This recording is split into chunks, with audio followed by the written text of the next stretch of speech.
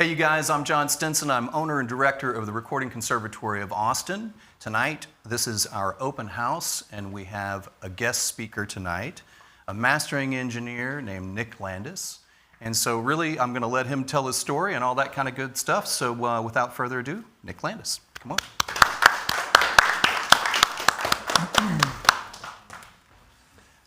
Howdy. I guess I'll just start at the top. Yep, dive in. My name's Nick Landis. I'm a mastering engineer. I live here in Austin, Texas, and I've been mastering records for 18 years now. Done about 5,200-ish records across that career so far, and continue to do that now. I also teach at Austin Community College, which is a new thing for me. I teach the acoustics class there, and I do various other little odds and ends, pieces and places, doing tech work with websites and helping people with emails and other technology consulting and acoustic consulting and that sort of thing. So a little bit of here and there everywhere. Cool, man. I have stuff about mastering, and I have stuff about current work. You want to start one way or the other? You know what I'd love to hear. I mean, if you don't mind. I mean, I know that you may not have prepared it. That's Sure. fine too. So really, whatever you want to do is fine.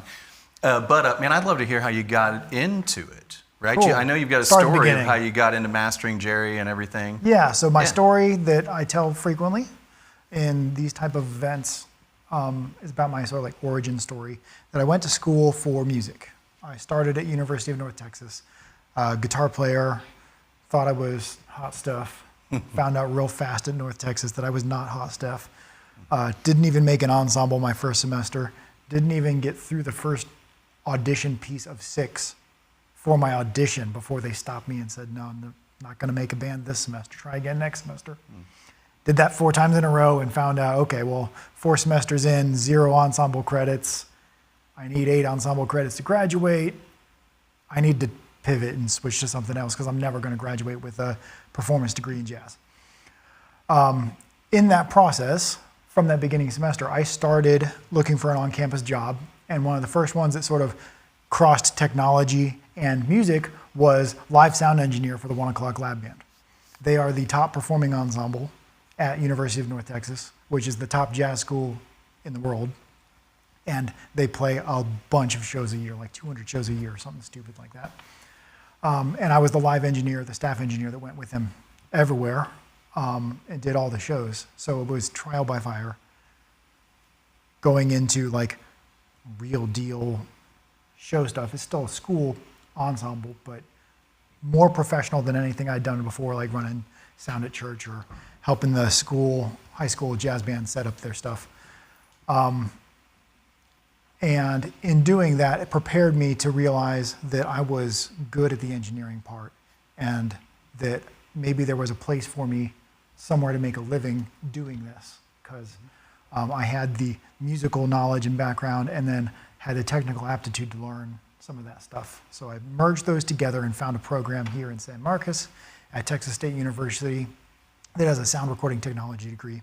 It's a 4-year bachelor's program that I ended up flying through real fast. Did the 4-year degree in 5 semesters. In that process, one of the things we needed to do was have an internship, but before the internship was see a project start to finish. And I had a friend of mine that played in the jazz band. I made an ensemble at Texas State, which was awesome, so I got to play in a jazz band still. So in that ensemble, met some friends, and we recorded a record together. And seeing that record start to finish, I knew you had to get something mastered to get it done. Asking around, who's the best mastering guy in Texas? Who's the best mastering guy in Texas? 4 or 5 people all said Jerry Tubb is the best mastering guy in Texas. So I said, okay, let me call him and hire him to master my record for my first student project, getting everything all done. Hired him, came into the session, played the first song, said, you did good on the mixes, these sound really good. He's got a master's in jazz, so he knows his stuff with jazz. I did a jazz record. I'm coming from a jazz background, recording jazz stuff. Super cool, good synergy there. Said he liked my mix. I'm like, I'm a student, this is my first project I've ever done. And he stopped the music, said, wow, you did really good. I said, yes, awesome, fun, really good. And high for the rest of that song, coming on to the next song. Comes up, and I'm thinking in my head as we're doing that second song of the record, I'm going to need an internship. Maybe I should mention that if he thinks my mixes are good. Let me mention I need my internship. I don't know if he might have a spot for me or something he could do that. He stops the music and turns around and points at me and says, I want you to call me first. I said, okay, call you first. So after trying to call and get in and pass the secretary that get a message that I was actually calling, I found out after the fact, after working at TRCOA, we get like 10 internship requests a week or something like stupid like that. It's like, oh yeah, intern, nope, click. Internship, nope, click, sorry. And I said, no, Jerry wanted to ask me. He asked me to call. I'm calling. So it took like 20 days from like my first contact to like the day that I actually got in physically to see him. Yeah. And came in and talked, and he said, can you be here tomorrow at 8? I said, yes, I can. So I did my internship there. I was technically an intern for 14 days before they gave me a full-time job. Nice. Which, so I worked a full-time job and was a full-time student and finished my internship, and Nice. the rest is history. Yeah, man. So there's my whirlwind of how I got started in mastering. Yeah. And You got it by saying yes. yes, that's one of my things I say. Say yes, and if you think you can be happy doing anything else, you should probably do that. Yeah. Yep. So that's how I got started. And I do mastering all time. TRCOA I was at TRCOA for 15 years.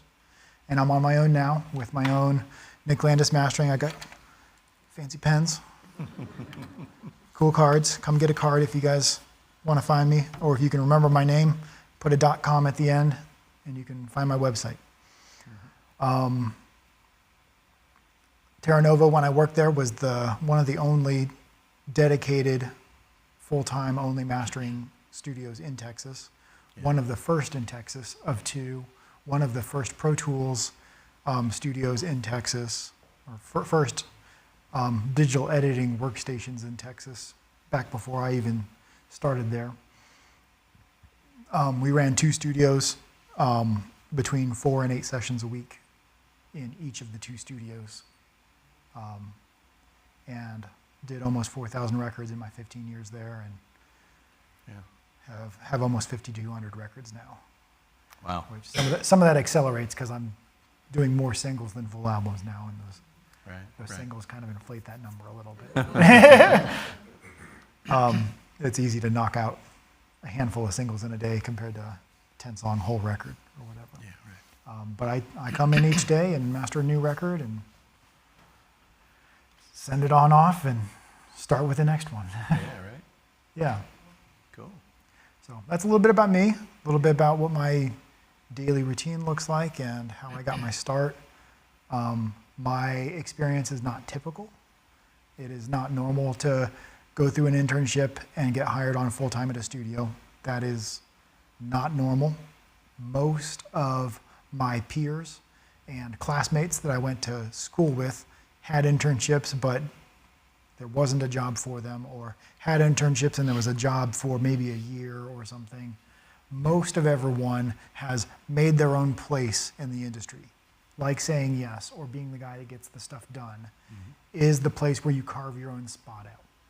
Make sure that you can surround yourself with people that are interested in doing great work, making great music, and then be the person that when they need something done or something needs to happen or something needs to get figured out, that you're the person that can read the manual and say, oh yeah, this piece of equipment, it's not working because this, this, and this. Here's how you fix it. And they'll know, oh, well, last time something was broken, we talked to whoever, and it got fixed. Yeah. So that's part of it, always learning. Everything's always changing. I always try to learn and keep up with new stuff and do all that. I tell people I'm chronically curious. I'm always trying to learn new things, read everything I can about everything. Broad depth of useless information about all kinds of things. Yeah. Got to turn it into useful somehow, right? Yeah, the random usefulness, like the one multimedia credit we had to have for my degree, I said, oh, I'd take web design. And I ended up building a website for someone, and then someone seeing my name at the bottom of the website, and then calling the person I built the website for, hey, who did your website? I need a website. Yours looks nice.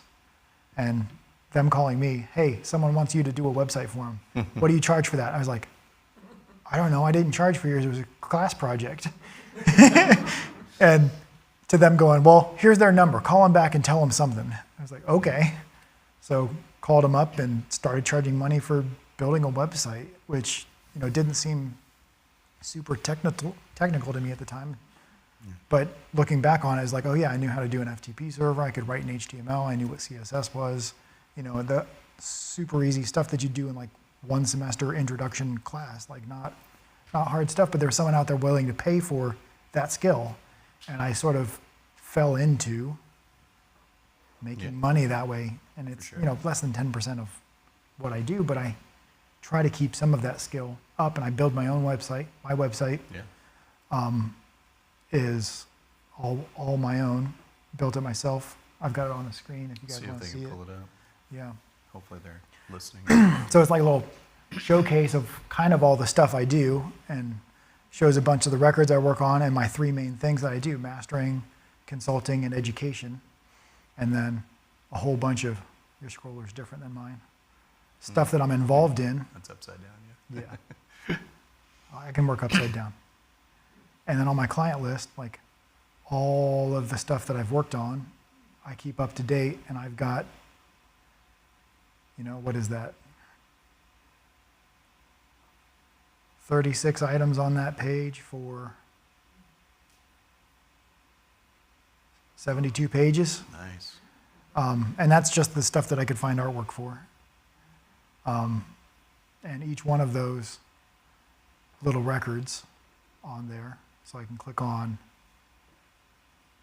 any one of these records, and it has a relational database that I can say, oh, well, let me see everything from this band called Honey Maid, local Austin funk band.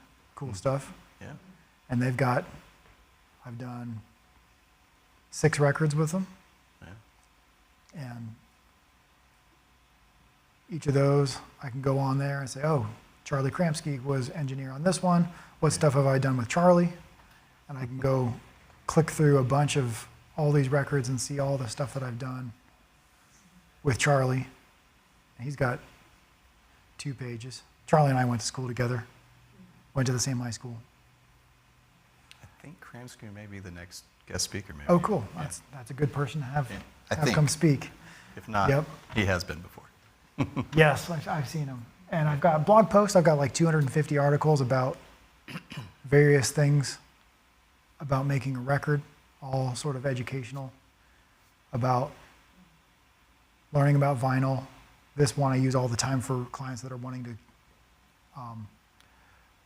make vinyl, manufacture vinyl, and the limitations regarding level and how long you can make your sides and that sort of thing, and technical information, a little description about some of that.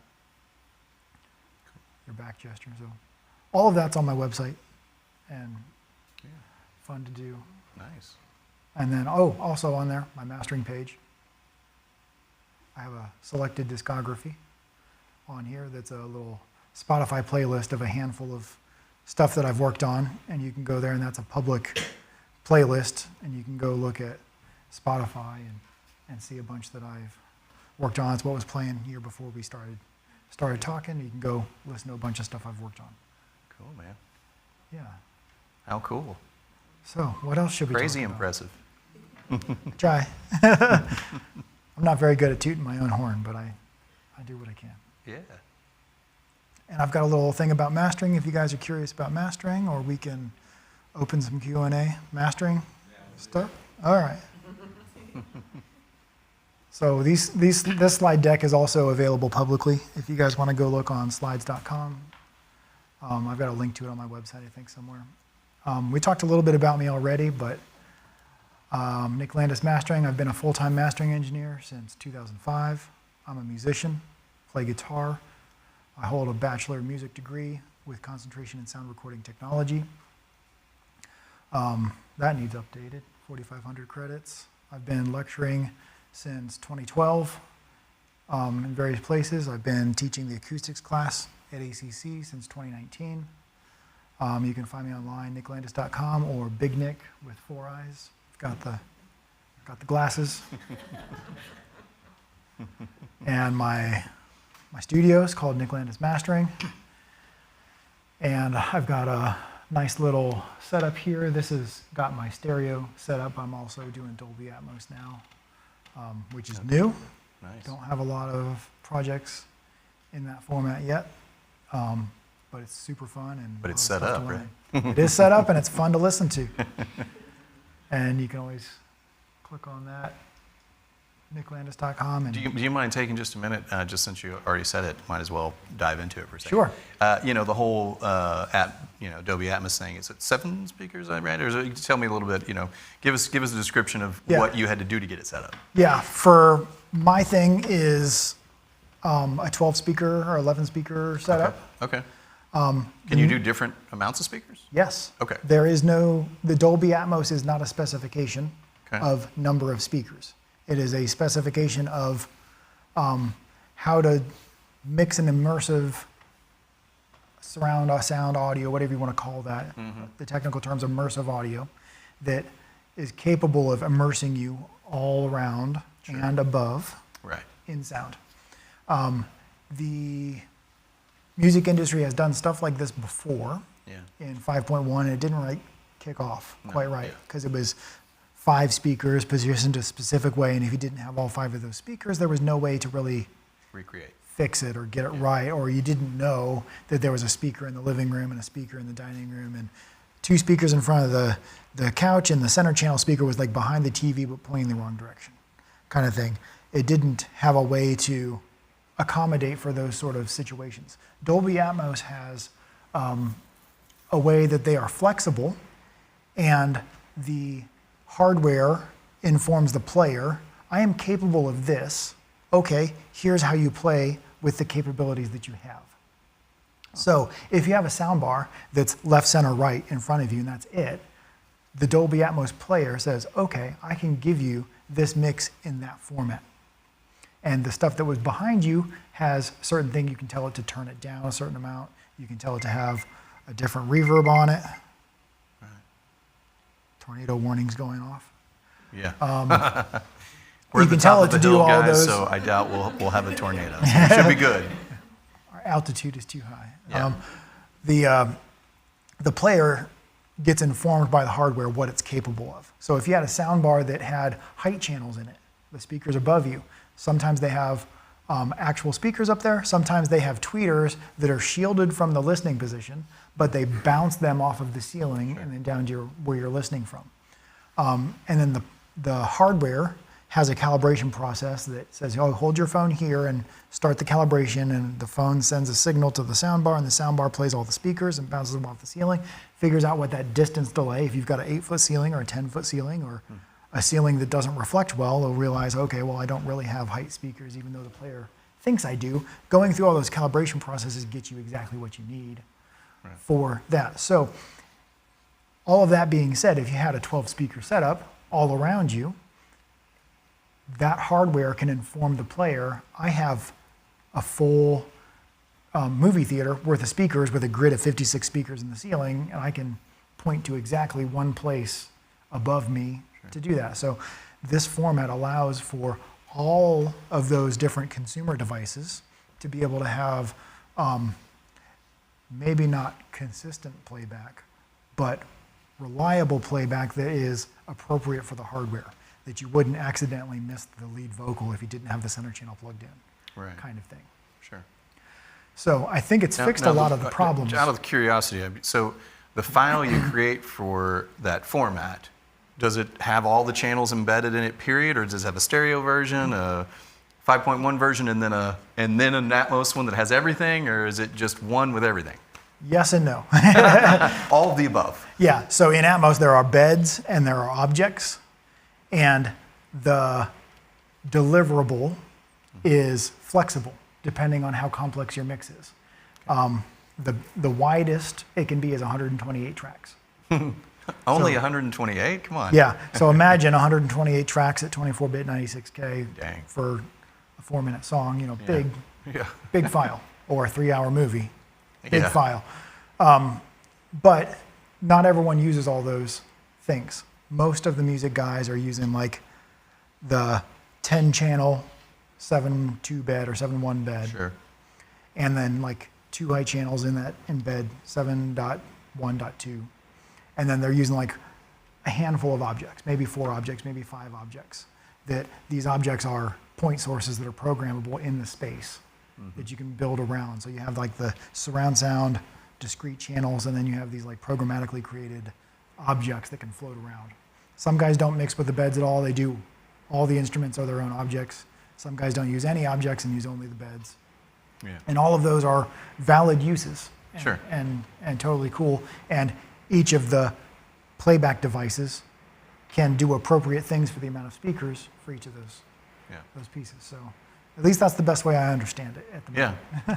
You know, and so just interestingly enough, hopefully we're boring everybody with this, but you know, that's what's interesting, right, is that 99.9% of the time when it hits the stereo, right, or the earbuds, Yeah. right, it's obviously got to just at least work for that least common denominator 99.9% of the time. Yeah, like Right. most of everything that's getting heard in Atmos now is on an Apple device in headphones. In headphones, right. Yeah. so So it if better you're not sound checking cool it in and those surround headphones, from that headphone format. Yeah, yeah. And most of my experience with listening on the Apple devices in the headphones has been a little bit underwhelming compared to discrete speakers. Right.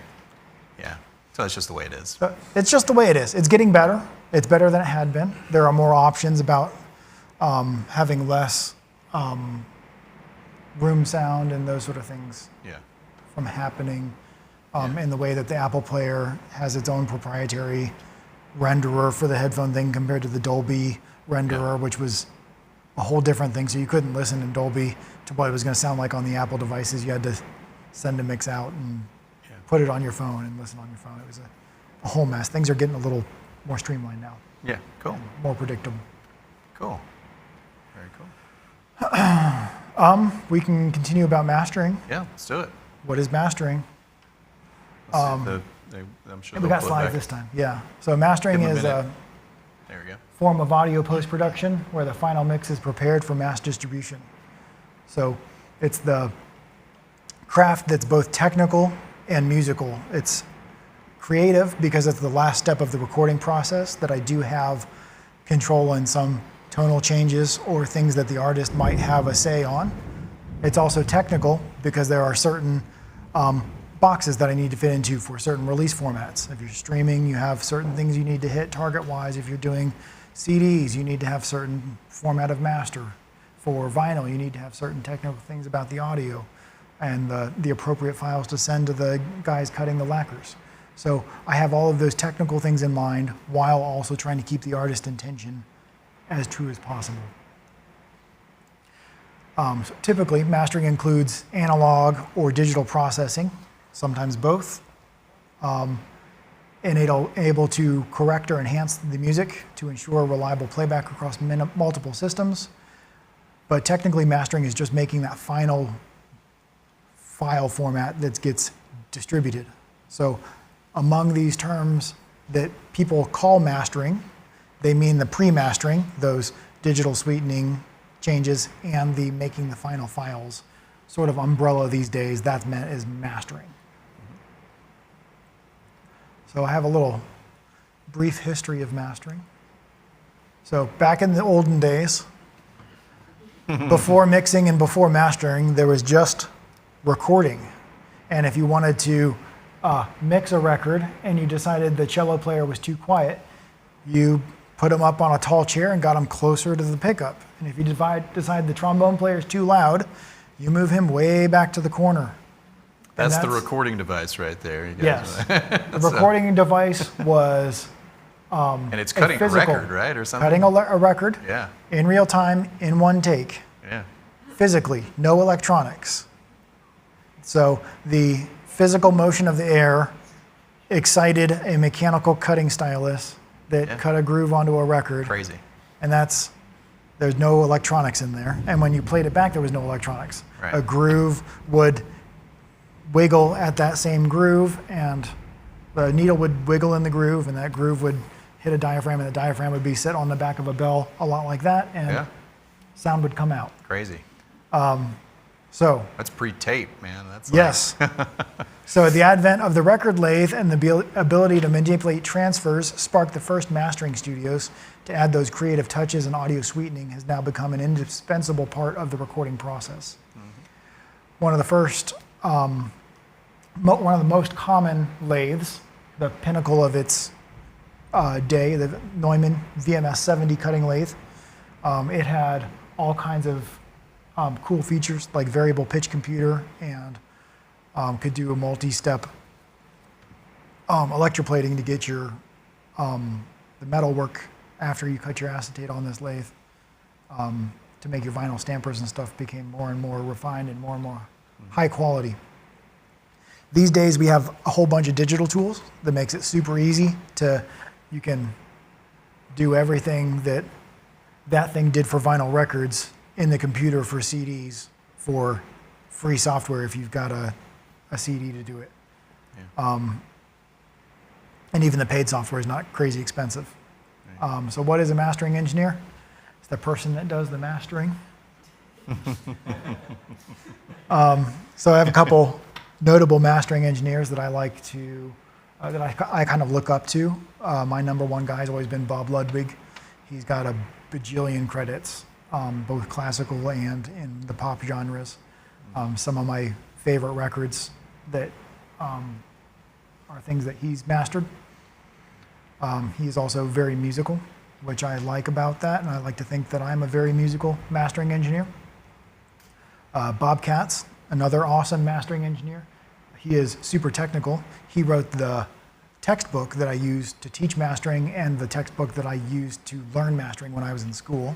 So I hold him in high regard, and he is always wonderful to talk to and opinionated about when he thinks that you're wrong, and he usually has good reasons and and scientific evidence to back up his stuff, which is awesome. There you go. Bernie Grunman, one of the old school awesome mastering engineers back in the day. Doug Sachs, also wonderful mastering engineer back in the day. He's no longer with us. Also one of the first guys, both Doug Sachs and Bernie, designed and built their own sort of equipment. So mastering was kind of a new thing when they started it, so they didn't have all the tools, so they made the tools they needed to get the job done, is what sort of set them apart. Ted Jensen, he's the head engineer at Sterling. Sterling is one of the largest mastering studios in the world. They used to, up to a couple years ago, had an entire floor in Manhattan, eight mastering studios that they ran, 3 shifts of guys through 24/7 a day, 24/7. So all kinds of crazy stuff. Emily Lazar, also in New York, doing awesome stuff. Great tape machines, good analog gear, same EQ that I've got, which is awesome. Bunch of Grammy nominations from all of these engineers. So what do mastering engineers do?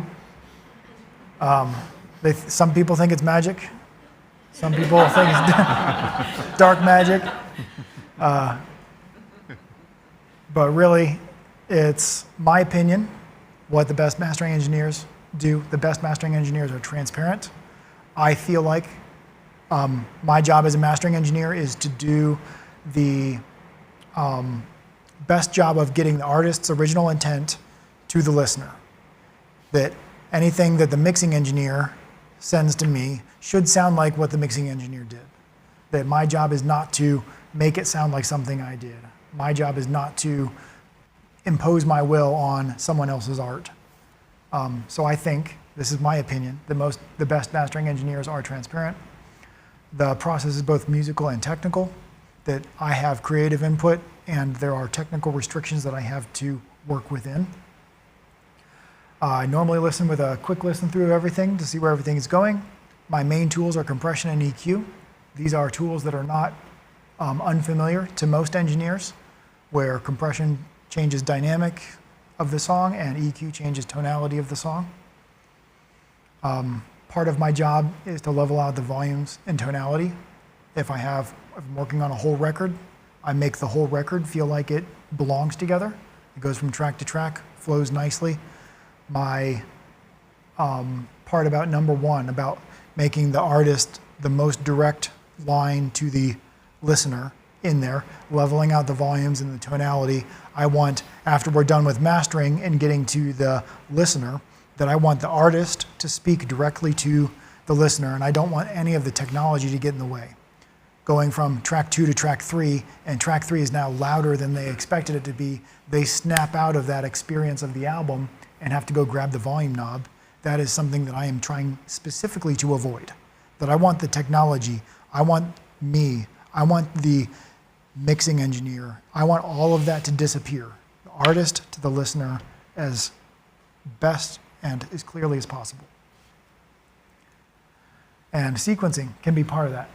Can you tell a story with your songs? That's mostly the artist doing that. And if I have something to say about that, usually there's a technical reason for it, or maybe something that the artist didn't necessarily think of, or they didn't think of sequencing. These days, a lot of people run their iPod on shuffle, or they're on a playlist or something, so the sequence of an album may not get as much of a listen as it used to. When I started mastering, or started my career, but I'll get a listing of songs and I'll notice they're in alphabetical order, and it cues me in to think, oh, maybe the artist hasn't considered an order for the album start to finish, and I just have an alphabetical list of the songs. Maybe I should bring that up to them. So I know that sequencing is important because it's the way that I listen to albums. It's the way I think the artist intends the listener to listen, start to finish, take them on a whole journey. That's why the album is together, and it's not a bunch of singles. Also, I think it's part of the reason why vinyl is having a comeback, that you are forced to listen to at least a side, start to finish, because it's tedious to lift the needle, flip it over, grab another vinyl, count your number of grooves to whatever song you want, drop your needle in the right spot and start again. Most typical, you start at the beginning and you go all the way through the side, and when that's over, you play it again or flip it over. And I think that's part of why vinyl is having its comeback as much as it is, that it forces that artist's intention of listening to more than just 3 minutes of audio. Yeah. You take them on that little bit of a journey. More technical things that I do, sample rate conversion and dither. Those are often misunderstood, and you can have problems in both of those places, and they are very technical in the order that they must happen. And then preparing masters, having the final files sent to the artist or whoever needs to approve them, and then getting them to manufacturing and distribution in the proper way. Do you ever manipulate stereo image? Usually no. Okay. I can. I have tools that will do that. Most of the time when I'm doing those sort of mid-side processing or stereo image enhancements or stuff, I am not in the doing it as transparently as possible mode, that I have switched modes into there's a problem that needs fixing and I'm now in damage control. Right. And I've already talked to the mixing engineer, no, we can't do a change for this, or the artist says, yeah, I'm out of budget for more mixing. It's close, but I really would wish just a little bit of whatever, and then I try to do that within the means that I can. It is not a type of processing that I would default to, and it's not a type of processing that I do frequently. Yeah. I try to avoid. Yeah. Yeah. Manipulating a stereo image is more invasive in general, but common to do, but invasive. Common to do, yeah. And some mastering engineers, that's part of their default thing too. Right. Some of those inexpensive plugin suites that you can have for mastering your own stuff, it defaults to the stereo enhancement on. Yeah. And the compression settings are default to pretty aggressive sounding. Sure. But it's part of their marketing thing. As soon as you turn that thing on, oh wow, something is very different. Yeah. on there. And I'm trying specifically not to do those things when I'm mastering a record, Sure. usually. Right. So, and I have a whole list about, the rest of this slide deck is more for a technical audience, about hiring a pro, a list of common problems, and then tips for engineers and producers to send me stuff, and then just a bunch of questions. So I'm tailoring my speech to this. That's a mix of some technical and some non-technical listeners, but I have time for questions. Yeah. We've got about 10 minutes left, I think. Sure. Yeah. Yeah. Yeah. No hard and fast thing, but yeah. Cool. Anyway, go for it. Yeah, first question I'll ask, because you were just mentioning about like tips you're giving like mixing engineers to have something more of this. Like, I guess what is the most common thing that you're normally telling mix engineers? I wish you did this to this. Yeah.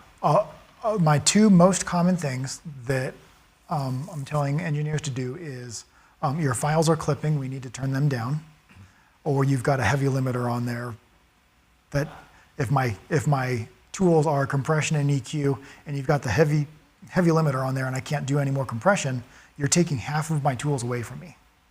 And they maybe don't realize that. That you're hiring me for a job, but explicitly telling me I can't do half of it. So once I talk to them and step them through the process, they're like, oh yeah, I don't want to do that. Here's how to fix it. The second one is usually too much low end. That if you're listening on small speakers, you want the speakers to sound bigger than they are. Pump up the low end and you get it to sound the way you think, and then stuff goes out of control really fast if you can't hear it, especially if you have little 6-inch or 4-inch speakers on a near-field monitor in a smaller studio or in a bedroom studio or on headphones. It can be problematic very quickly. So those are my two biggest things I see. Well, of course, studio monitors are relatively flat, right? So out in the community, everything's big bass. So in order to match that, they're cranking up the low end. Of course, then you get out, it's double cranked. Double cranked. Right, Yeah. so- Yeah. And a lot of car audio systems, very hyped bass, even just the default ones from the factory, lots of bass. They're in a harsh environment, listening on the road, going 65 miles an hour down the highway, your noise floor is like 94 dB SPL, so you're trying to get above that with whatever you got, and most of that road noise rumble is in the low end.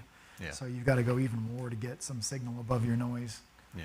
on there. But yeah, lots of consumer systems are very hyped in the low end, and a lot of popular, flashy, shiny headphones have hyped low end on them and not exactly flat, Yeah.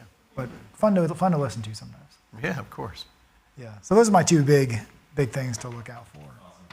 Yep, and these slides are publicly available if you want to go slip through them some other time. Yeah, cool. Go ahead. You mentioned that before this, you were in love with guitar and jazz guitar specifically. What made you fall in love with those? You're asking me about why jazz guitar and why I fell in love with Just those? The performance and the music side of things. The What did it performance? Yeah. So the prequel to my little story that I started at the beginning was from when I was in kindergarten, I was set on what I wanted to do for my career for the rest of my life. I wanted to be an anesthesiologist. For those that don't know, that's a doctor that puts people to sleep for surgery.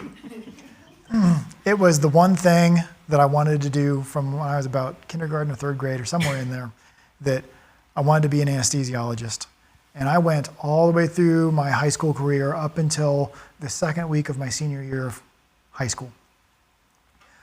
And I was sitting in my AP anatomy and physiology class, and I'm looking at this 400, 600 page book and staring at it, and it's a bunch of like Latin names for body parts that you had to memorize or whatever. And I'm not good at memorization, bad at memorization. I was good at math, I was bad at history. I was okay at English, I could get ideas out of my head and into someone else's head. But band, I was in, ensemble, I was in marching band and jazz band. So I had lots of music, and I was playing guitar since 8th grade on top of that. And every time I was done with school and half of my day was music, or at least an hour of my day was music. The only thing I hoped to get home for was finishing my homework, rules, had to do that first, and then either play video games or play guitar. Those were my things. And I was sitting at this book, second week of senior year in high school, realizing I'm not good at memorization. This is the next 8 years of my life, plus my rest of my senior years. So the next 9 years of my life is memorizing these things that I'm not good at. Why am I doing this? What do I really want to do? What makes me happy? I can't wait to get home to pick up my guitar and start playing my guitar. Guitar and music is what makes me happy. And I came to this like crystal clear idea and path just sort of came up. I was like, this isn't going to make me happy. I think I'll make a comfortable life being a doctor and doing that. I think I could do it if I put my mind to it, but music is what makes me happy. And there's no reason not to do what makes me happy if I got to give it a try. So closed my book, stood up, handed my book to my high school professor, walked out the door, straight to the counselor's office. I made a mistake. I signed up for this, but I really want to be in all the music. So I dropped AP Anatomy and Physiology. At the exact same time was AP Music Theory at my school. So I was like, easy swap for this, for that. So my senior year, I had like physics, government, and English and pre-cal. That was like my beginning day. And then lunchtime, and then I had concert band, ensemble, jazz band, and marching band. It was like the back half of my day. So like half of my day, my entire senior year was all music. Wow. The bad thing about the second week of senior year is the application deadlines for college have already passed. They were in the summer before senior year, right? So I have had all my applications out to pre-med programs and was waiting for letters back from places that I've now changed my mind about where I'm going. So my high school band director made a phone call, said, hey, I've got this talented, dedicated person to come to North Texas. So I got a provisional acceptance into North Texas pending an audition. And I got in and got into master classes and eventually got into private lessons, but never got into ensemble. So I sort of like, I was improving, but not improving as fast as everyone else. Right. So, and North Texas is, very competitive, especially the guitar program. So that is the like preamble to the whole story, that I decided, I had this moment of clarity that I don't want to be a doctor. I still think I would have made a fine doctor, would have been just fine with it. But music is what makes me happy. And that's what I decided to try to do. And I applied myself and tried to do it, and it's worked out all right. Yeah. And my story is not typical. Yeah. Try not to tell everyone that that's the way it always goes. Yeah. Yes, sir. So how much advertising and SEO did you have to put towards your website? And then from there, would you say most of your clientele came from the advertising part or more of a word of mouth type deal? Advertising or SEO for my website for business, $0. Okay. I do employ some SEO techniques on my website because there's another person that has the same name that I do, Nick Landis, that is a little bit famous. He wrote a cartoon called Dragon Ball Z. It's a little bit everyone knows, or the book for Dragon Ball Z abridged or something. I don't know the exact specifics. I'm not in that world very often, but he's got the exact same name as me. But I have the nicklandis.com, and I have those sort of things, nicklandismastering.com. I have the keywords when you're looking for a mastering engineer in Austin, Texas, that I'm usually one of the top 3 hits on there. So all of those are just normal things, but almost none of my business that I get comes from that. Right. Those are all things that I do to maintain my image of being a professional in the field, and I think of it as the cost of doing business. Part of looking like I know what I'm doing and looking like I've got my stuff together and all those sort of things. All of my reliable referrals and contacts and the way that I make money all come from word of mouth. That people that have used me previously, when someone says, hey, who's the best mastering engineer in Texas? They say, oh yeah, like the same way that I found Jerry is the way that I hope everyone finds me. That they say, who does mastering and who's really good at it? Oh, I had Nick do my record. He was awesome. We loved it. Got it right the first try. All good things that they could say. And every client that I have, I try to make sure that they can recommend me without hesitation to their friends, their family, next bandmates, whatever project they're working on next. So all of my business, my entire livelihood comes from clients being happy with my work and telling everyone about me. Yeah. Cool. But that does take a while to get going. Yeah. Yeah. Well, I'm sure hanging with Jerry obviously helped, that Yes. process, right? Yeah, I was on an exponential curve at the beginning because Right. it was easy. Yeah. Sitting next to Jerry and, oh yeah, well, he's booked. Use Nick. Yeah. Is he any good? Yeah, he's really good. Okay, I'll try it. Yeah. And then they use me from then on, kind of. Yeah, right. Which works for me. Yeah, it works. That's awesome. What else is? Go ahead. Did your experience doing live sound influence your career in mastering at all? Any skill sets from that sort of transferred over or helped you when you started off? Yes. So part of it, not necessarily with live sound in general, but with the ensemble that I started with. A band of very high-level musicians that spend a lot of time, usually their entire lifetime, specifically crafting their sound as a musician. And some 18-year-old kid putting a microphone in front of them, thinking, okay, now they have 20 years of experience that they are trusting me with on there. So I felt that weight on there, and that they have been listening to themselves for the 20 years, and they had really good ears. Most musicians have really good ears. They know their instrument, they know their sound. And when they can tell me, yes, that sounds like me, and I'm happy with that, that's really good to hear. And jazz musicians in particular, look at a recording console or a live sound console, and all those EQ knobs are distortion knobs as far as they're concerned. So my goal was to run flat EQ on everything, put the right mic in the right place for the right instrument, and get out of the way. So a lot of that sort of mentality of what I was thrown into in that first job turned me into the mastering engineer that I am today, and some of those outlooks on my creative input are from what I learned there, that my job is to get out of the way and don't mess up what they're giving me. Yeah. Cool. Cool. Question? What is, in your mastering process, what's kind of the split between digital and analog here that you use? Without giving too much of the actual mastering process you use away. Yeah. So you're asking which parts do I do analog and which parts are digital, and where is that normally split? It depends on the project. So some projects are super clean and need to stay super clean, and I can use all digital processes on those, especially if I already sound good and I don't have to mess a whole lot with them.